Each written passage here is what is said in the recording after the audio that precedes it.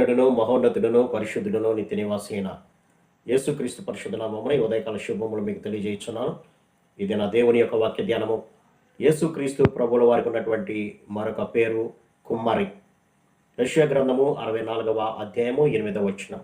కుమ్మరి ఏ విధంగా అయితే ఉపయోగపడేటువంటి పాత్రలను తయారు చేస్తారో అలాగా మన యేసుక్రీస్తు ప్రభువుల వారు కూడా మానవుని యొక్క జీవితాన్ని మలిచేటువంటి ఒక కుమ్మరిగా మనకి కనపడుతున్నారు.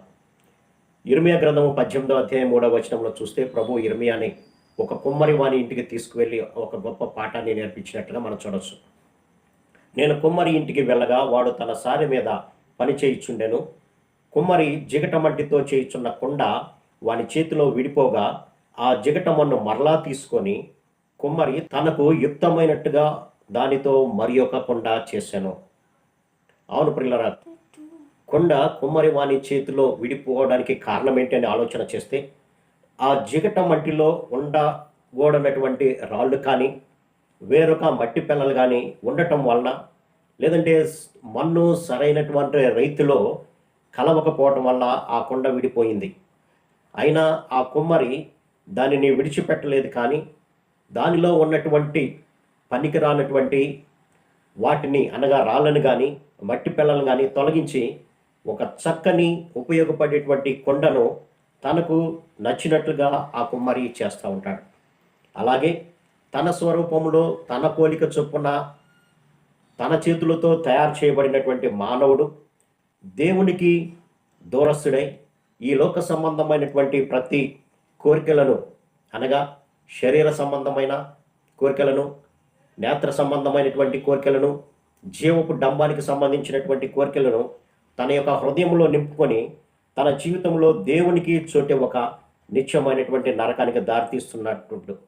అటువంటి స్థితిలో దేవుడు నిన్ను నన్ను విడిచిపెట్టలేదు, కానీ ఆ కుమ్మరి ఆ కొండ విడిపోయిందని విడిచిపెట్టలేదు, కానీ మళ్ళీ ఆ మట్టిలో ఉన్నటువంటి రాళ్లను లేదంటే అనవసరమైనటువంటి పదార్థాలను తీసివేసి ఏ విధంగా అయితే ఉపయోగపడేటువంటి కొండను చేశాడో అలాగా ప్రభువు కూడా దూరస్తులైన మనలను సమీపస్తులుగా చేసుకోవడానికి మనలో ఉన్నటువంటి ప్రతి పాప సంబంధమైనవి, దేవునికి ఆయాసకరమైనవి తొలగించి నిన్ను మళ్ళీ తన యొక్క కుమారునిగా కుమార్తెగా చేసుకోవడానికి ఎదురు చూస్తూ ఉన్నాడు పిల్లల.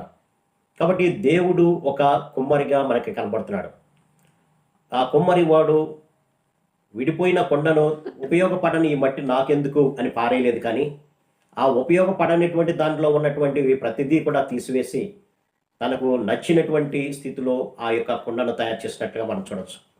అలాగే మనల్ని కూడా ప్రభు మనలో ఉన్నటువంటి ఆయాసకరమైనవన్నీ కూడా తీసివేసి తనకిష్టమైనటువంటి పాత్రగా చేసుకోవడానికి ఆయన నిన్ను నన్ను ప్రేమతో ఆహ్వానిస్తున్నాడు. పిల్లల, చిన్న కుమారుడు తండ్రిని విడిచి వెళ్ళినప్పుడు తండ్రి కుమారుడు పోతే పోయాడులే అని వదిలిపెట్టలేదు, కానీ ఎప్పుడు వస్తాడా నా కుమారుడు అని ఎదురు చూస్తూ అతడు రాగానే అతనిని నూతన స్థితిలోకి ఇచ్చి గణపరుద్దామని ఎదురు చూచి కుమారుడు ఎప్పుడైతే తన తండ్రి యొద్దకు వచ్చాడో తను వేసుకున్నటువంటి మలిన వస్త్రాలన్నీ కూడా తీసివేసి నూతన వస్త్రాన్ని ఇచ్చి తన కుమారునికి ఉంగరాన్ని ఇచ్చి గణపరిచినట్లుగా మనం గమనించవచ్చు. కాబట్టి మనము కూడా దేవుని యొక్క చేతికి మన యొక్క జీవితాలను అప్పగించుకున్నప్పుడు ఒక నూతనమైనటువంటి పాత్రను కుమ్మరి ఏ విధంగా తయారు చేశారో మనలను కూడా ఒక నూతనమైనటువంటి తనకు ఇష్టమైనటువంటి పాత్రగా చేసి మనలను కూడా గణపరచడానికి ప్రభువు సిద్ధంగా ఉన్నాడు.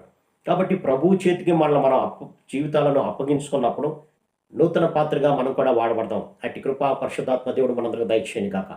ఆమేన్. ప్రార్థన. సర్వశక్తుడా ప్రేమ గల మా తండ్రి, ఇదిగోనైనా కుమ్మరిగా మిమ్మల్ని మీరు పరిచయం చేసుకొని ఇదిగోనైనా పగిలిపోతున్నటువంటి దూరం అయిపోయినటువంటి మా జీవితాన్ని వదిలివేయకుండా మా కొరకు మీ రక్తాన్ని చిందించినైనా మరి ఒక నూతనమైనటువంటి పాత్రను కుమ్మరి ఏ విధంగా అయితే తయారు చేసాడో వాడబడడానికి వీలుగా అలాగా మమ్ములను కూడా ఎవరైతే మీ సన్నిధికి వచ్చి వారి అవిధేయతలు ఒప్పుకుంటారో వారందరినీ కూడా మరొక నూతనమైనటువంటి వ్యక్తులుగా, నూతనమైనటువంటి మీ సేవకులుగా మార్చుకోనమని యేసు నామమున అడిగి పెట్టుకుంటున్నాం తండ్రి. ఆమేన్.